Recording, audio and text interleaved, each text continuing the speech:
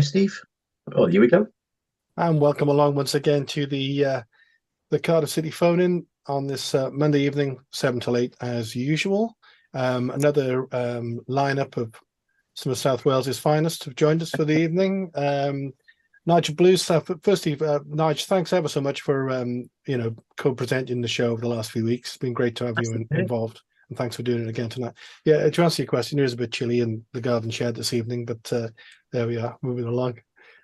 Richard Davis, thanks. Hi, Richard. Thanks for joining us tonight. Yeah, good to be back on.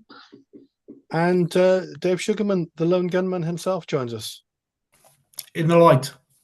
Yes, and there could be, who knows where the Lone Gunman will be firing towards this evening, but we'll see.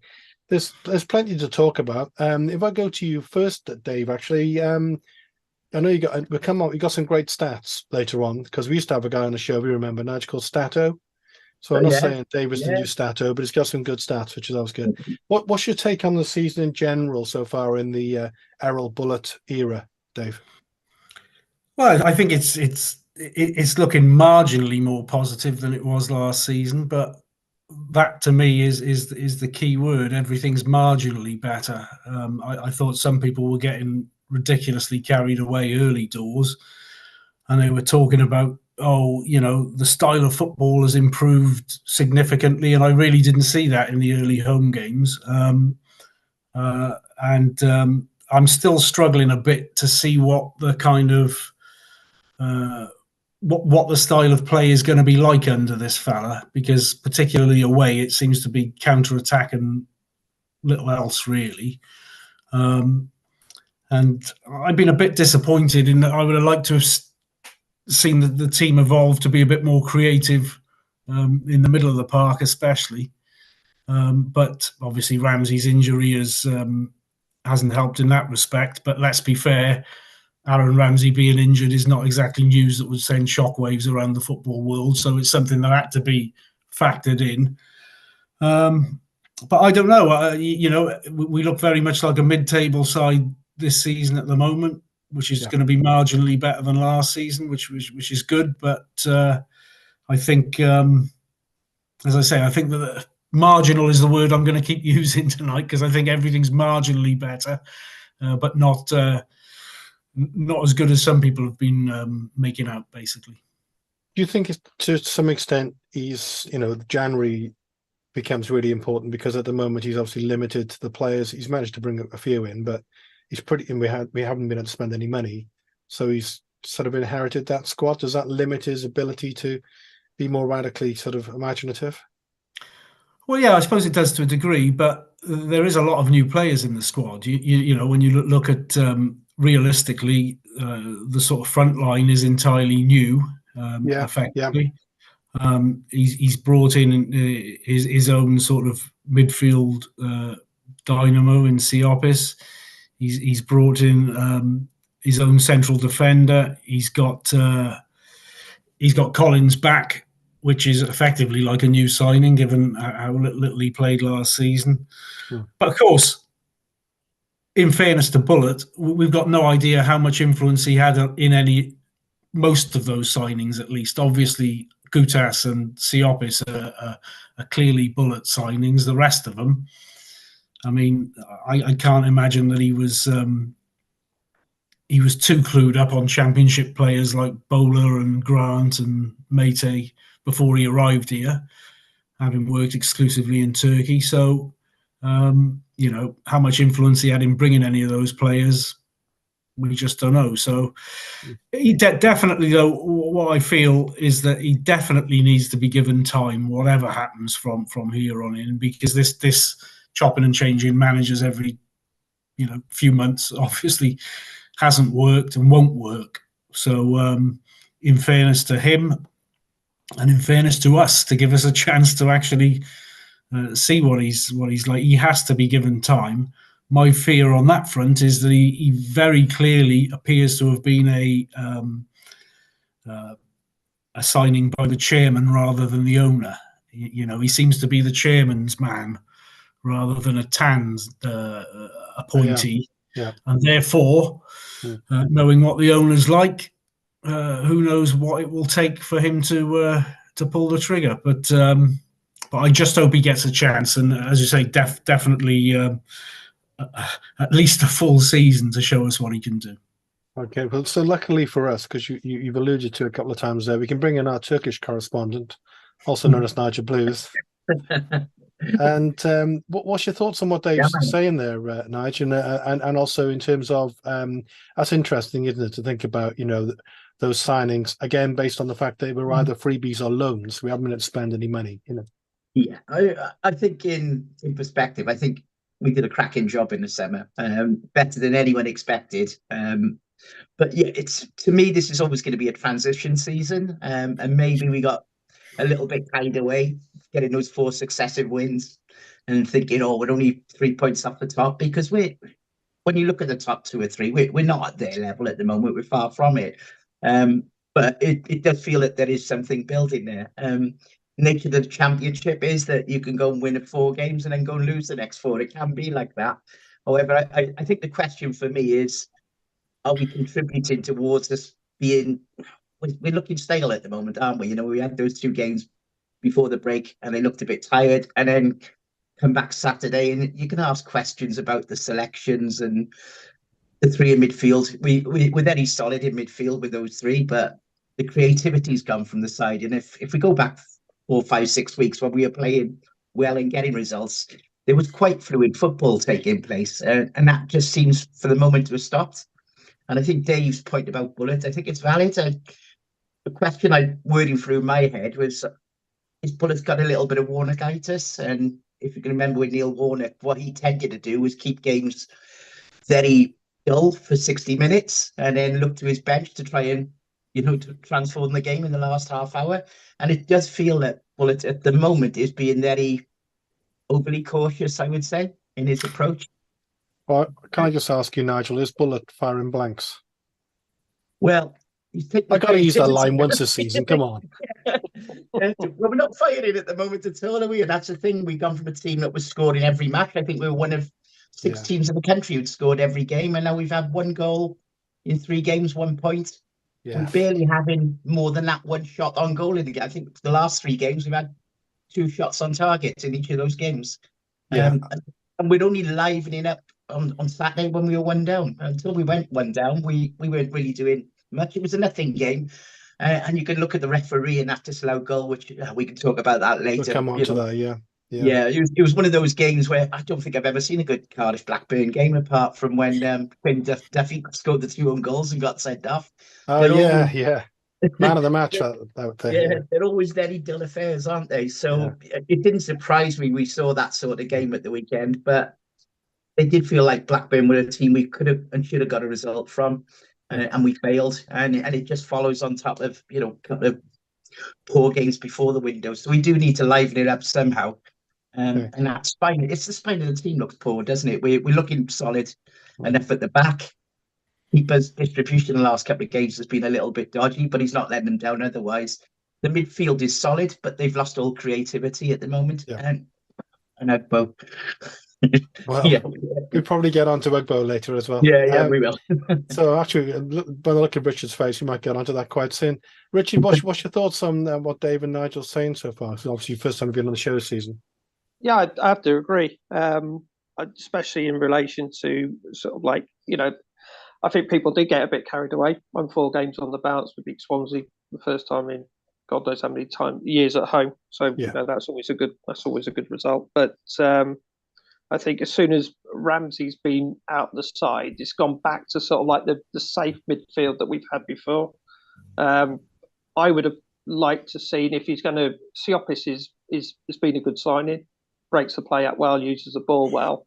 But I think you can't play Wintle and Rawls together. I would rather that he uses either sort of like, has that little bit of creativity, puts either Colwell in there, or he puts Robinson in. I understand what Bullet has said about working back and tracking back, and you're working a bit harder to defend. But certain players don't do that, do they? So, and I think he said the same. He gave Ollie Tanner the same sort of message when he hooked him at Ipswich after 45 minutes, when he put probably the best ball of the game into their box, where Mete sort of decided to head the ball over from 6 yards. Forward wise, he's I don't know what to make of him. Like, you know, he seems to be in and out of games. He doesn't seem to sort of like offer much. There's sort of like a big chap. Mete is showing sort of like he's more of a wide man, isn't he? He's not really a sort of like a target man.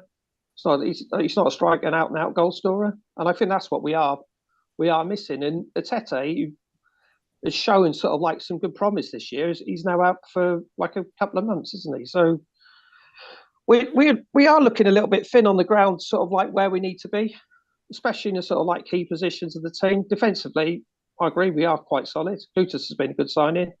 He's developing a good partnership with McGuinness. NG has been NG.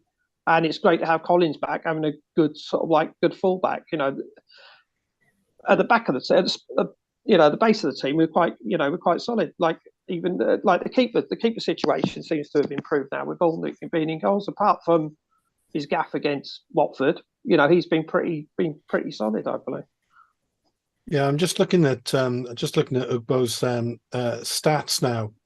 According to Transfer Market, his market value is still 3 million. You know, I don't know how accurate that is, but then when you look at Championship manager, I saw Lee Jarman was for 2.8 million. But you know, he was only a kid. He was only a kid, admittedly, Dave. But he started off, you know, at Chelsea, so he must have had something about him, I suppose.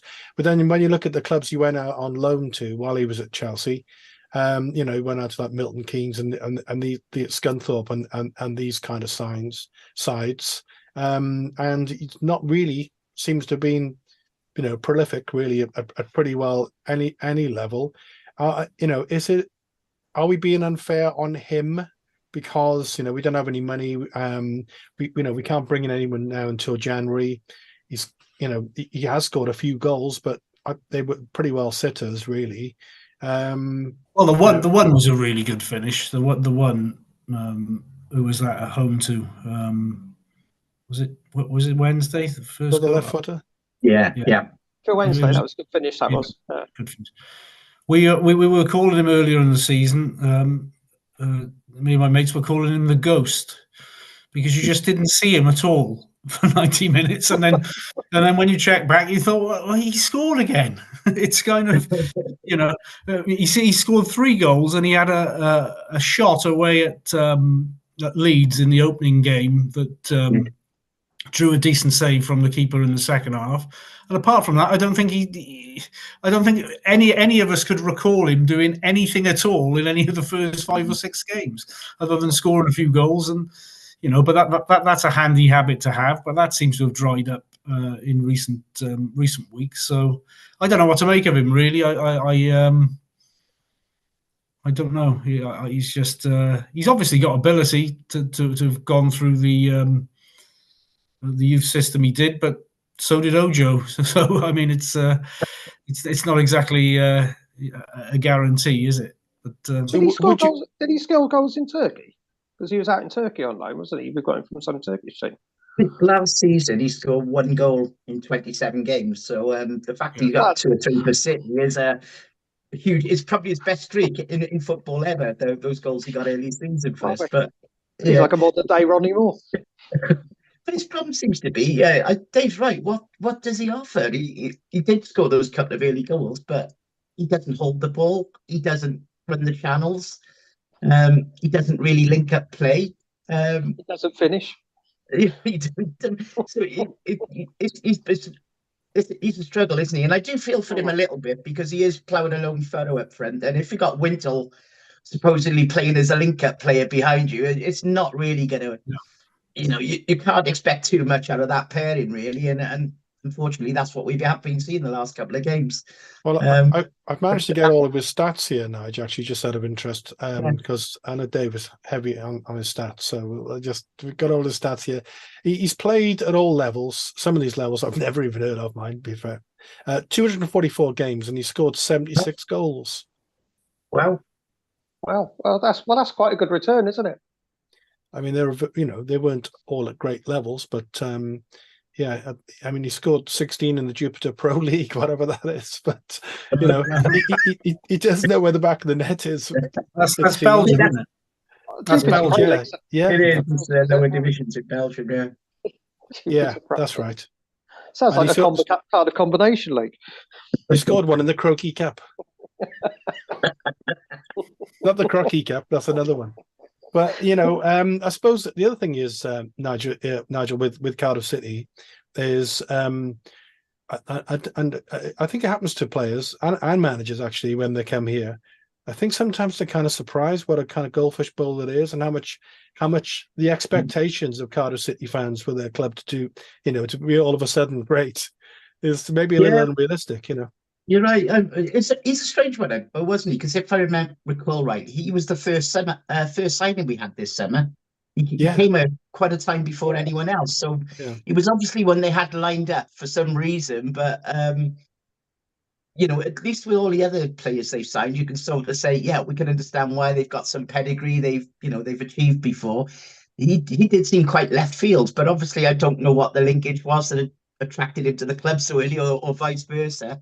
But yeah, you're right. It is a step up, but I know a lot of players who come here. They say the media scrutiny they get in South Wales, even if they've played in other Championship clubs, it doesn't compare because there is so much. With local media, radio, and all sorts of things that go on in South Wales. So yeah, they do get a lot more focus and scrutiny at Cardiff than they would at other clubs like at Preston or something like that, for example. Yeah. Which is a funny thing, Dave, really, when you think about our kind of success over the last few seasons, which has been intermittent. We're not, there was a time when we were in and around the playoffs, but I think that's a couple of seasons and a bit of money ago. We're not in that situation now. And you think, people often think about Wales as being, the home of rugby and all the rest of it. But I suppose the thing is because we're a capital city club, does that sort of fire off our expectations? I mean, they do get a lot of coverage, and probably more coverage than a fair percentage of other Championship clubs. But I don't agree with the fact that it puts them under pressure, because the local press here are often sycophantic to the point of needing a bucket when you're reading this stuff. They're describing them as superstars when they've just pinched a 2-0 victory over a dismal Rotherham side. And I just don't really see it, because they don't, the crowd here, by comparison to, we're all old enough, by comparison to Cardiff City's fan bases from yesteryear. I remember David Giles telling me that, the players today, they just, he said, we used to get booed in the warm-up. He said, we used to have them throwing abuse at us in the warm-up. Maybe the fans were warming up the booing. It just doesn't happen these days. People get up disgruntled and leave early, and that's about it. You get very little actual dissent in the ground. So, they're under the media spotlight more because of the way things are these days, in terms of, pretty much it's just a constant stream in the local press and online. Because of the way the world is these days. But I don't think it puts them under any more pressure than the majority of sides, really. See, it's always great to get Dave on. So when we plug the show later, this is the one where the lone gunman says, boo more. Boo more, exactly. More booing. Well, my first ever game, March 1975, it was my 8th birthday. City were third from bottom. Sheffield Wednesday were bottom. It finished 0-0. The crowd was slow hand clapping virtually from midway through the first half. All sorts of abuse being shouted around me all the way through the game. The entire crowd singing, the old 70s classic, "What a load of rubbish." Now that was the Championship in the 70s. That was pressure, not this. The amazing thing is you came back. I thought it was brilliant, as a kid. I thought it was fantastic. But, I guess the difference now, Dave, is that they all wait till they go home, don't they? And we all put it online, yeah. The players used to get abuse in the ground, but once they left the ground, that was it. They didn't hear anything else. There was no other feedback for them. But now it's every day, every hour. That's right. Yeah. But yeah, I mean that's the way the world is these days. Yeah. But you know, to my mind, the fans here, because you hear it in other games. You know, as I've watched other championship games where they are giving their players stick because they're not in a league position that they think they should be for whatever reason. But we've really gone pretty soft here, I think, over the last sort of 15, 20 years. You know, it's not like it was. It's certainly gone Richard, soft. It's certainly gone soft since we moved to this ground, because I think Lydia Park never used to be hiding place, even when they had about 2,500 down there. You know, you would have someone who's sort of like strolling down the sort of like the in front of the bob bank. He was guaranteed to get stick if he wasn't pulling his weight. You know, yeah, even kids running out the front shouting abuse at them. So start them early. Yeah, I suppose they don't really, you know, they like before, you know, they just used to live amongst us, the players, didn't they?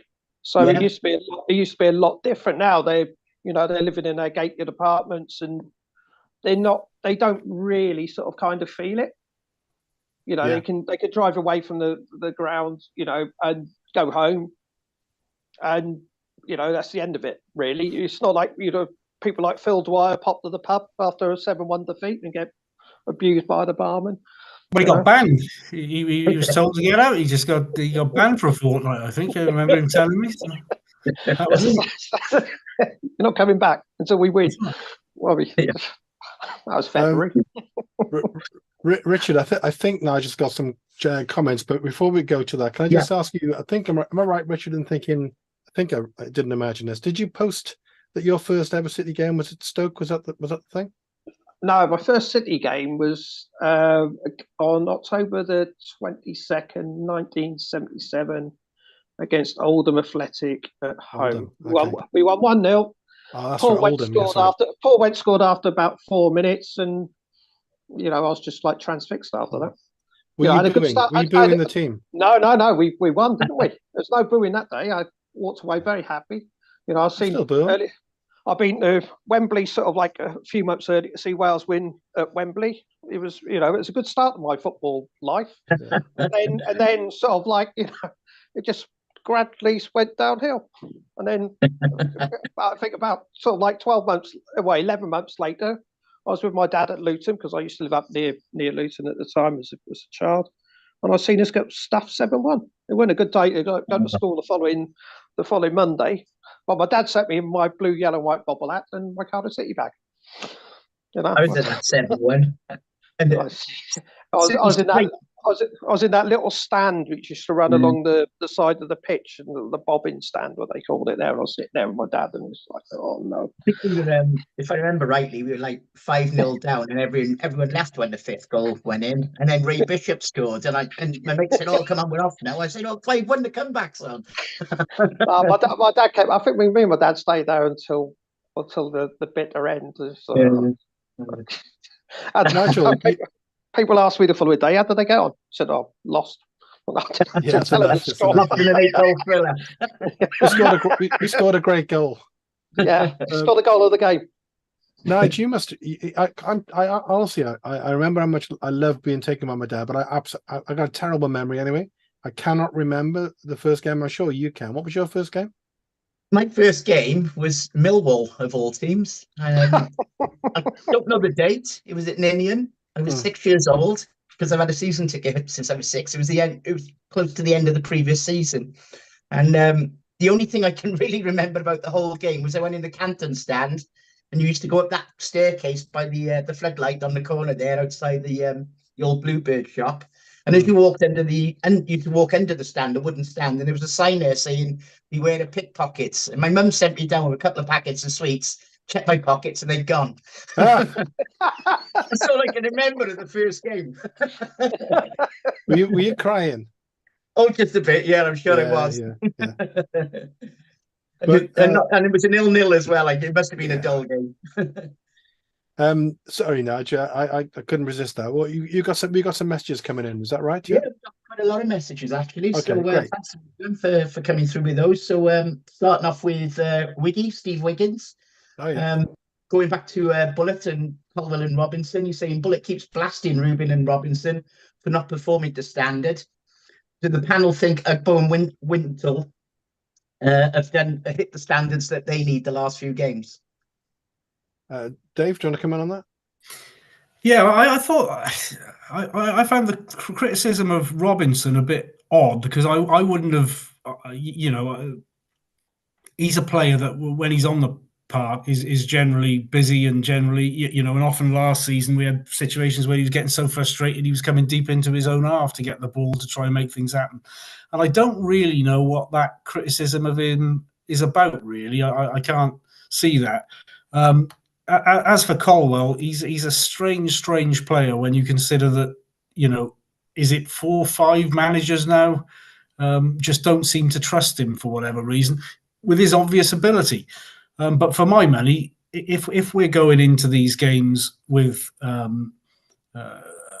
midfield trio of Wintle, Riles, and Siopis, well, it's almost as if we're playing for a draw or just to nick a 1-0 from a set piece, because it just lacks creativity to such a degree. I just don't. And I don't really see what could be gained by such a lineup either. I just don't know.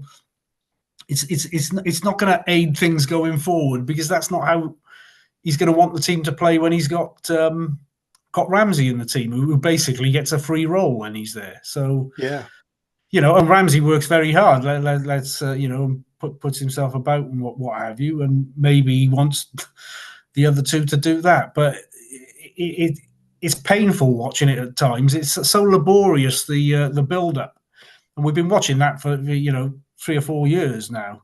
And I was hoping, that's why I say I'm a bit disappointed so far this season. I was hoping that we would speed up our play, look far more sort of threatening from the midfield.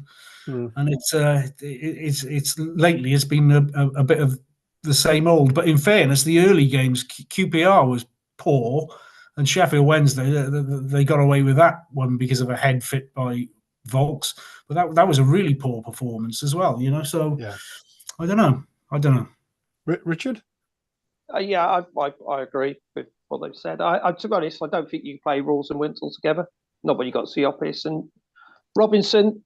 As Dave said, last year he was tracking back. He was picking up the ball because no one was doing anything with it. He was trying to make things happen. So there is a player there.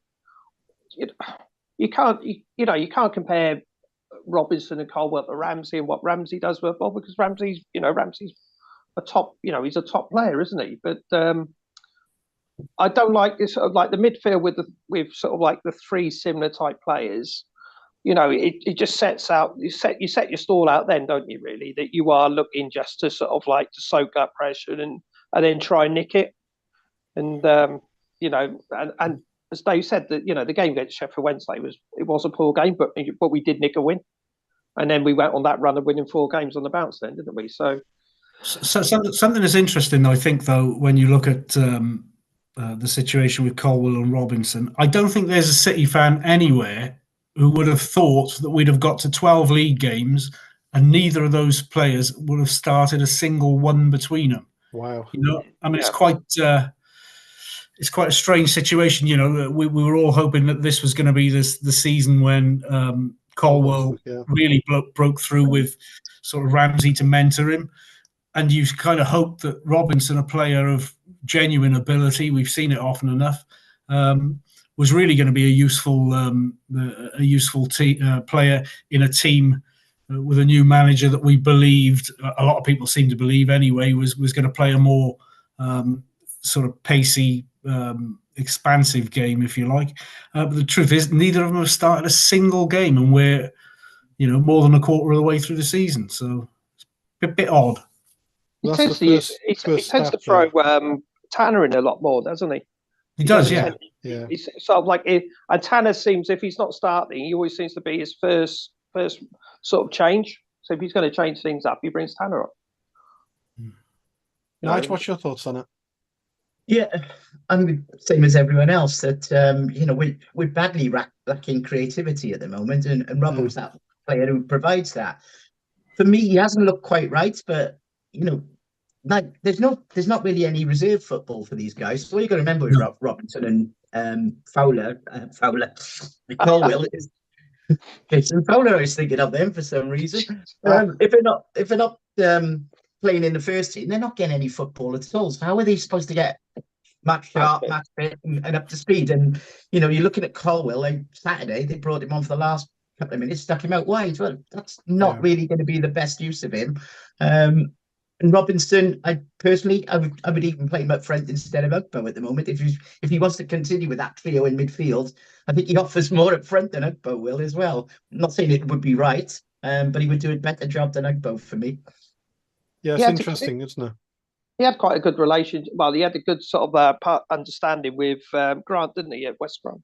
Very good. Yeah. So why don't you try and sort of like build on that partnership again? Get something going, because at least Robinson, he will always drop when he wants to receive the ball. I mean, if you think about it, sometimes you can make things happen. What do you think of this, Richard? We go back to some comments in a bit. Thanks, Nige, for that. Colwell and Robinson. It's sometimes, in football parlance, if the manager doesn't fancy you, then that's just kind of the way it is. So you got to think if Ruben's not getting the game, come January, the likelihood is he may actually go out on loan just to respond to what Nigel said, just to get some game time. And then Robinson, I mean, he's probably too good a player just to be sitting around scratching his proverbials on the bench. So maybe we might even get some cash back and move him on. It would have seemed, like Dave said, it seemed fairly crazy at the start of the season to say that, but they're both players who they need game time. Well, they do, and as Dave said, it's no football combination anymore, is it? Where players are going to play a decent level of reserve team football.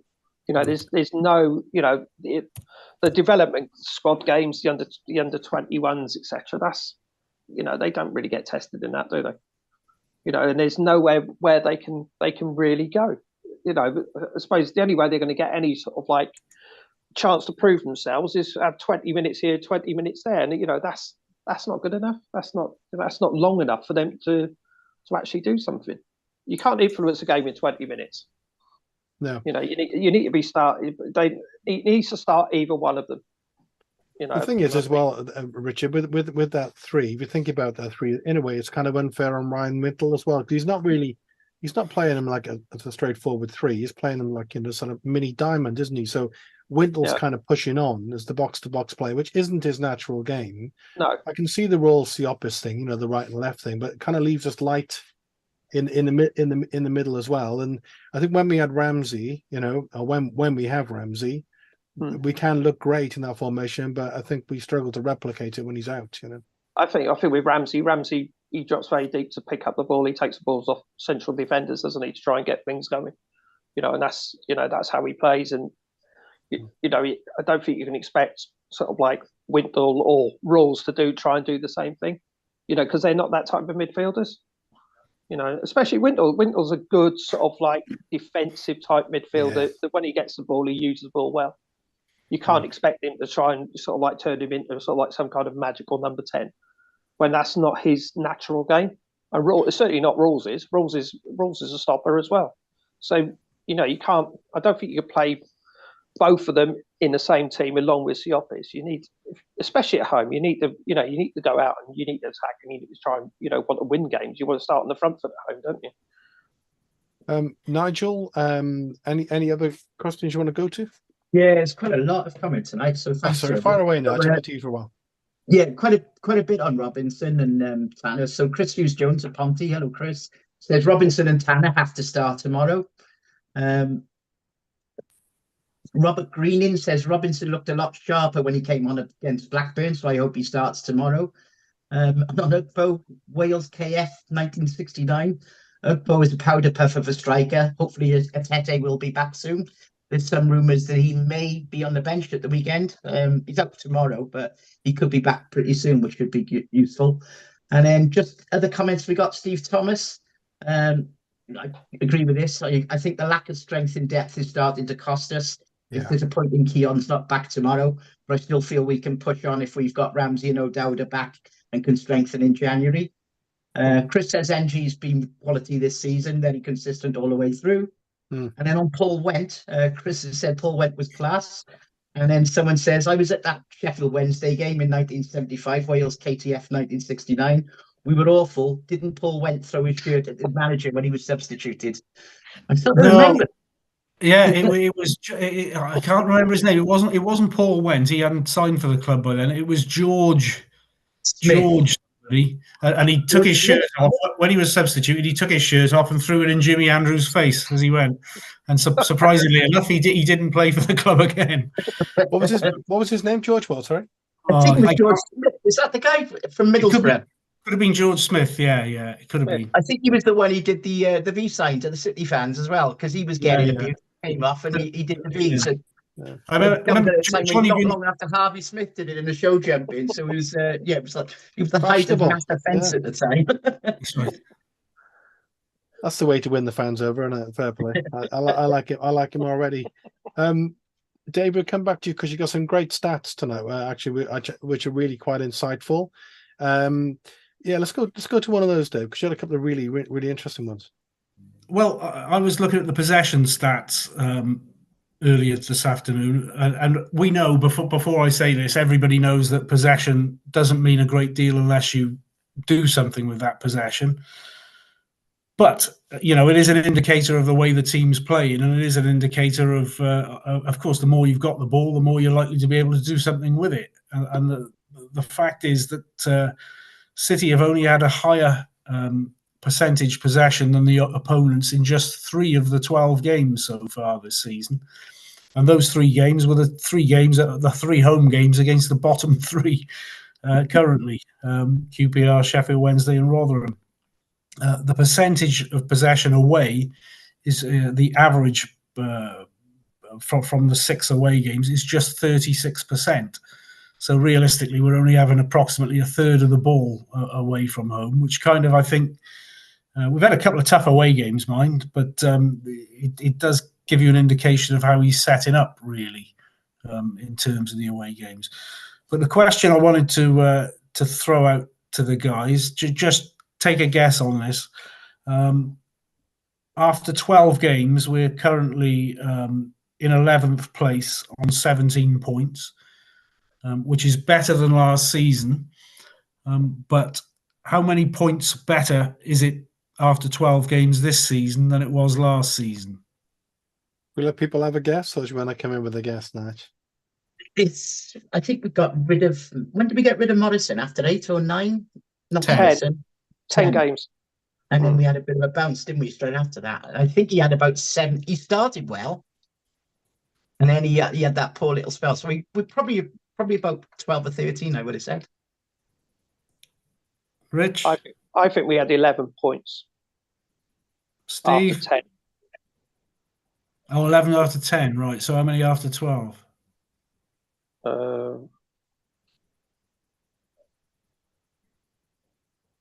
No, take that back. I want to think it's 11. I would say it's probably about 10 after 12. I'll go with 13. The truth is, it was 15 points. Okay, wow. So actually, this season, which has felt a lot more positive. In actual fact, after 12 games last season, we were on 15 points, and we were 13th last season. So we're 2 points and 2 places better off. And interestingly, the next game last season, the 13th game last season, was the 3-1 victory away at Wigan. So they will be on 18. So they need a point at least tomorrow to be matching last year's target. But I said the interesting thing when I was looking at the table after 12 games last season, it's bonkers, really, and it kind of sums the championship up, really, in that after 12 games last season, Reading were 3rd, QPR were 4th, and Coventry and Middlesbrough were both in the relegation zone. Yeah. So, by the end of the season, it flipped completely. So it goes to show that the league table at this time of year doesn't tell you a great deal, really. But nevertheless, I've heard a lot of people in recent weeks just saying, "Oh, it's much better than last season." No, it's much better than last season. And when you look at the actual stats, the goals for and goals against are interesting. After 12 games last season, we'd scored just 9 goals. After 12 games this season, it's 17 goals. But of course, it's only been won in the last 3. But the goals against, it was 12 goals against last season. It's been 16 this season. So it's there's pluses and minuses, obviously. I think the one thing I was going to say, the one thing I think is a plus this season for me is we are getting home form and home results. All right, we lost to QPR first game, but since then I think was it 4 wins and a draw. But there's an interesting one. 6 at home all last season. There's an interesting one with that, Nige, that City have already played at home to 4 of the current bottom 6. Yeah. But the flip side of the coin is we've also already played away to 4 of the current top 6. You know, and at least 3 of those 4 you would expect to be up there all season. So, you know, but I'm sincerely hoping the bottom 3. Well, I'm sincerely hoping at least one of them stays there, and that's QPR, because I had a pre-season bet on them to get relegated. I think you'll see you all right there, Dave. That's right. I think the bottom 3 at the moment, they look pretty nailed on at present, especially Sheffield Wednesday. The Sheffield Wednesday in our division and Sheffield United in the Premiership, isn't it? Yeah. Actually, no City at the moment, do they? And someone not a million miles away has got a double on those 2. Wow, good. That could be a great bet. Nigel, would you say, going back to what Dave said, I suppose you can argue the statistics in a way they don't lie in terms of the actual points gained and everything. It just strikes me as I'll try and put it as fairly realistically. There feels like a more positive atmosphere in the ground at the home games. Feels like a bit more of a bounce in people's step. We do occasionally win, so we can leave with a smile on our faces. It just, I don't know, it seems like I think there's a lot of space being given to Errol Bullard to give him the chance to work out. That it's a new start. It's a clean sweep, and in fairness, I think there's a mood shift throughout the entire club, isn't there? The social media, for example, seems to have really picked up on last year. You've got Delman and Ken Chu. No matter what you might think of those people, we all got their views and opinions on them, but they definitely seem to be more in it this year. I remember saying the end of last season, where's Chu? He only works 2 days a week for the club, and I think it might still be that for all I know. Delman never wanted to engage at all, did he? And now he's been speaking with the fans every sort of 3 or 4 weeks and having conversations. So it does start from the top to a certain degree. There is a better approach from the top, and that's fed down. And I think that's just lifted the mood on top of the early season results. And it's only the last 3 games we've fallen off the pedestal a little bit. Get a result tomorrow, beat Bristol on the weekend, we'll be bouncing again. But on the converse, if it goes the other way, then we might be thinking a bit differently again. And our friends down west are only a couple of points behind us. So if anyone's watching that, but Nigel, a couple of things to you. Firstly, we're linked, aren't we, to Besiktas midfielder, I think, in January. So I've seen that. To be honest, I haven't read too much. I don't know too much about it, but he's supposedly a player worth of quite more than a few bob, isn't he? And probably a bit like Siopis, he wants to come and play in his country. Siopis supposedly, paid up some of his contract to come to Cardiff. So that's the one good thing about Bullard. It's he does know the good talent in that neck of the woods and can attract them. And the boys he has brought in have been fantastic for us. So if he does bring in 1 or 2 more players like that, no one's going to complain at all. And I think they were talking about, I think the rumour was it was going to be a couple of midfielders coming in. So I suppose that points towards probably exits for Reno and Sawyers, I'd imagine, at that time. Well, they were the 2 players he wanted to get out in August, wasn't it? Yeah. And there were rumours that more players would have come in then, but they had to get those players out because they are supposedly quite tight on FFP.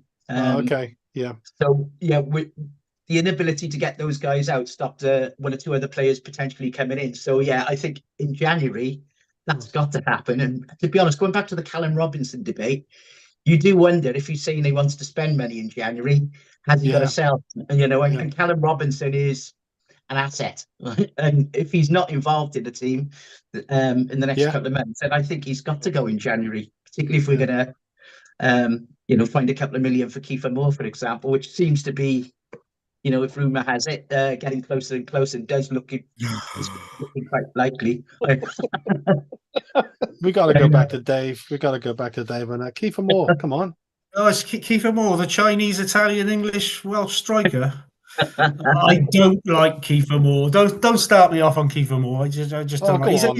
He's a quality player at this level, no doubt, and he score goals, but I just don't like him. So let's you can let somebody else talk about Kiefer Moore. No, we need you to say why. So you don't want him back at the club, do you, Dave? Come on, we got to get the gunman stuff going on at some point. I just honestly, this fake Welsh thing, it just drives me bonkers. But that's the way the game is these days with these. I mean, it was nice the other night. I thought Wales winning a game with goals scored by a Welshman. I thought that was a step forward. So, but anyway, that's a personal hobby horse, which is probably not for this program. I think Richard's wanted to come in on this. To be honest, I did like the way Kiefer Moore manufactured his exit from the club. I know he's a good striker at this level when he scores goals, but maybe there might be someone a bit better out there. We could. I tell you what's interesting. What's interesting with that one, Rich, is that people often say about Kiefer, well, you can't blame him for wanting to exit and go to the Premier League. Bournemouth were fourth in the Championship when he left. Exactly. They were a Championship side. There was no guarantee they were going to get promoted either, was there? So, anyway. No, but Anyway. Water under the bridge. Water under the bridge. Although I have to say, when you looked at how we were at Blackburn on Saturday, Kiefer Moore would have made a huge difference to that game, and they're the sort of games where he can make a difference, and he will get you 10, 15, 20 goals in a season, and that can make the difference between Cardiff being a mid-table team and one that's pushing towards the playoffs, if not in them. Nigel, you're right, Nigel. We do need that. We got to talk about the Gutas goal, right? So what a header! Yeah, what's your thoughts on that? It seems like an odd one. That's the second time that referee's done it in 2 seasons, isn't he? Because he the Coventry home game last season, where Callum Robinson scored a goal, came to him off a Coventry defender, and he wiped it out. It's inexplicable, really, isn't it? Because Grant was in front of the keeper, but there's no way he was interfering or blocking his line of sight. The keeper had no chance to get into that header. It was a superb header. Blackburn players didn't complain. The manager and their defender said, they were, they got away with one there. It just defies belief. And it was, it wasn't until a few seconds after the goal was scored, the linesman stuck his flag up, wasn't it? So you just wonder why you get those delays and those decisions that take place. But it wasn't the same linesman for the Coventry game, was it, Nigel? I don't know, but it was funny, wasn't it? As soon as we heard Bobby Madley was refereeing, I think people were on Twitter on Friday night saying, you just know something's going to happen, going to go wrong. It's quite strange. Apparently, he's a big Huddersfield fan, so perhaps he was getting us softened up for tomorrow. What did you see the goal, Dave? Any thoughts on it?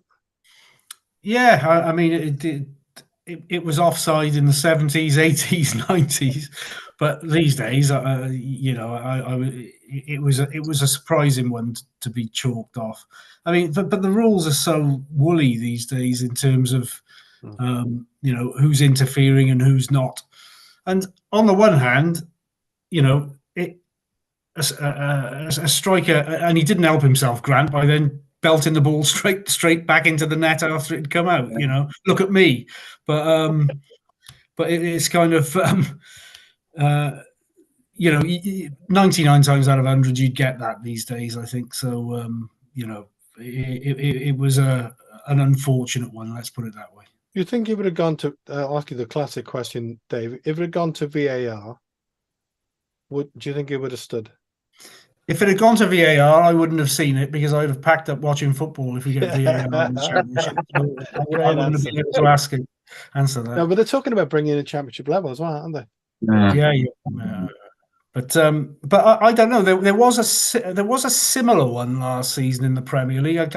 I can't remember who or what, but that was far more a case whereby the keeper, was kicking up a fuss immediately afterwards. There didn't seem to be any reaction from the Blackburn players at all, other than just turning around and trooping back to the halfway line. So, as I say, in this day and age, with the rules they are, you'd get that 99 times out of 100, I think.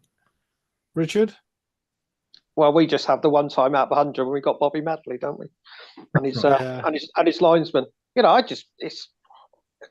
You can see that he's sort of like in front of the keeper. And as Dave said, in the 70s, 80s, and 90s, that would have been disallowed. But the header was so far, he had no chance of the header in the first place. He wasn't going to get to it, was he? So it wasn't really sort of like, I wouldn't say, he was impeded that way. He was just sort of like standing in front of me because, I don't know. The officials these days, they're what to me made it weird. The worst ones in this league. What to me made it weird was I watched the highlights package. I watched that section of the highlights package, 5 or 6 times. It's not as if the Blackburn goalkeeper jumped up and sort of, he was in my way or anything. He just didn't do it. He accepted it, didn't he? He accepted it was a goal. Yeah. So apart from Bobby Madley. Yeah, pretty much everybody did, apart from him. He must have had Blackburn to win 1-0 on his Koopman. One thing I would say is that Carlin Grant is probably going to watch it because it's the second goal we've had chalked off with him standing to advance this season. If you remember, he had a goal disallowed at Ipswich for exactly the same thing. So although you always get a player standing on a keeper, he's going to be wary and stepping back if the defence come out, because that's potentially 2 goals has cost us this season and points. Of course, the classic comes out there, Nigel, as well. It's just because we're Welsh, It is, we'll get decisions go for us over the season, I'm sure, but you don't remember them, and I can't think of any this season. But who said it's just because we're Welsh? Was it Kiefer Moore? Or? No. No, it was one of his Chinese friends. People you and more. Are there anything else coming in on the chat, Nigel? What have we got? Yeah, we've got a few more. Robinson looked a lot sharper when he came on against Blackburn. The 2-0 home, this is from Wales, KTF 1969. 2-0 home win against the Jacks created an excellent feel-good factor. How long will this last if we start playing as drearily as we have been lately? Especially if we lose to the Wurzels this weekend. We won't. And then Chris Hughes-Jones says it was a goal. The ref called it to be called for it to be cancelled. I thought it was a lino, but it just seemed a strange decision, didn't it? That he waited a few seconds, the goals celebrated, and then it was sort of flagged off. It was quite strange. I suppose one of the things that, Richard, if you think about it, is we didn't really create the stack of chances. We've got hardly anything on target, and we're kind of we're debating and arguing whether a header from a corner. Well, we used to get excited. Like a crumb, really, isn't it? We used to get back excited sometime watching the City away, when we used to get a corner. So corner. So like if we attacked, it used to be sort of like a bit of or like the odd away goal. It used to be great, but it's a good point, Steve. The last 3 games, which is a bit of a concern, we've scored 1 goal, and that was from a corner. That was McGinnis from a corner. Yeah. Really not. I know that's technically open play, but you know what I mean. That's a set piece, really. We haven't scored a goal, and the thing is, it's not as if we've been up against the top boys in the division. We're against a Middlesbrough side who are really struggling, a Watford side who are really struggling, and a Blackburn side who are no great shakes, clearly. So that's a bit of a concern, really. Of course, Isaac Davies scored, didn't he, yesterday? I suppose in that Middlesbrough game, we had a good chance just before half-time, didn't we, where Grant opted not to square the ball. That's right. Yeah, and then Tanner hit the post, and at the start of the second half, and that was it then. It's starting to feel like Cardiff games. We had elements of this last season. The first goal is everything now in a Cardiff match. When you score it or concede it, you just don't get the impression games are going to be high scoring at the moment. And I'm thinking exactly the same tomorrow. You know, it's going to be a 1-0 either way or a 1-1. You don't expect to see a goal fest here. But you know, any changes for you? Should we do anything different? Because we've got to take. I think we've got to take the game to teams like Huddersfield. But will he? I don't know. What would you do tomorrow? How would you? What changes do you think he should make? Because the point we discussed earlier is quite a good one. You know, when they play that kind of sort of diamond in the middle, or triangle, if you like, in the middle, and one of them is basically defensive midfielder who's pushing on. You know, the obvious point to fill there is to put a more creative player in that kind of number 10 spot, isn't it? Absolutely. And give the away team problems, because when we were doing well early season, and even if we weren't getting those results at Leicester and places like that, we were scaring teams when we attacked them on our counter-attacking style. And that seems to have just completely dried up the last couple of away games. And it's because they haven't got those creative players around. But, Huddersfield, I don't think they're any great shakes. Darren Moore's come in. I know he's had a couple of draws. They beat QPR on the weekend, but apparently QPR were quite unlucky to lose that. And they actually had 70-odd% possession, QPR. Did they? Wow. Against them. So I was surprised I was looking at Huddersfield's form earlier, though, and I was quite surprised. They've only lost 1 in the last 8. Yeah, it's a lot of draws, isn't it? A lot of draws, yeah, but a couple of draws against a couple of decent sides as well. So I don't think they're not Rotherham. Let's put it that way. No. I got to ask this before the end of the show, because it came up in the week. Who do we think this free agent was that we apparently nearly signed? Anyone got any clues on that one? Oh, I've forgotten the name. It nearly happened, and then it didn't happen, and then we don't know who it is. Yes, Everton player. Andres Townsend. Townsend. Yes, that was the name apparently that was mentioned in dispatches. But if it was him, I think we probably dodged one there, because he'll have that 1 or 2 great games this season, and he's injured or anonymous for the rest of it, isn't he? Classic Cardiff City signing. Yeah. When you say that Everton player, Nigel, I thought you meant James Vaughan. The one we did sign for £1 million, but never saw it. Allegedly. Townsend apparently was mentioned in dispatches. Yeah. I don't know if it was him or not. Yeah. So looking forward then to tomorrow, and of course Bristol on the weekend. Should we whiz around and get some score predictions? Richard? We'll win 2-1 tomorrow, and we'll get a result on Saturday. We'll beat Bristol City 2-0. Dave? 1-1 tomorrow. Saturday. I hate playing Bristol. I've never felt comfortable playing Bristol. They've got a fairly good record down here over the years, but I don't know. I'll go for another draw there. Sit on the fence. Okay, Nige? I'm going to go 1-1 tomorrow as well, and then Saturday, so potentially another 1-1, but maybe 1-0 to us. Hopefully, I just don't see many goals in our games at the moment. Because of the style and the way we're setting up, but hopefully we'll get 2 good results. So just to close off, then the last thing I should have gone to it earlier. Really, I did mention Isaac Davies scored the other day, so he's scored a couple now. So who knows when he come back, whether he'll do well coming back. But if you were in charge tomorrow, I'll go to Dave first. Who would start your 3 to start up front if you played 3 up front? Robinson for certain, Mate if he was fit, and Grant just because Grant is the one of those that has scored bucket loads of goals in 2 seasons at this level. He's got it in him. It's just getting it out of him. Yeah. Richard? I would go the same. What Dave said. Often that's I think if I was going to change Grant, I'd change Grant for Tanner.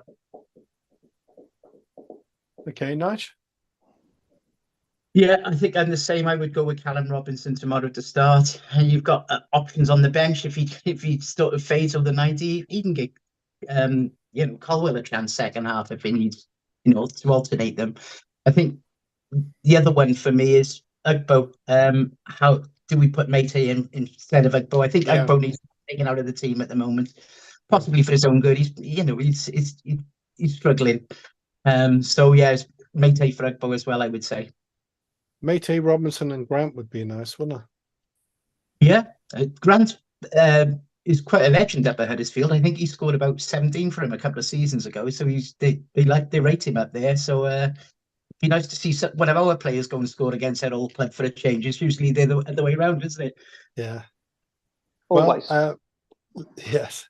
So anyway, none of us will pick Ugbo tomorrow, just for the record. Yeah. Yeah. Fair enough. All right. Well, Yeah, I would just nice the half-time oranges. thank you very much.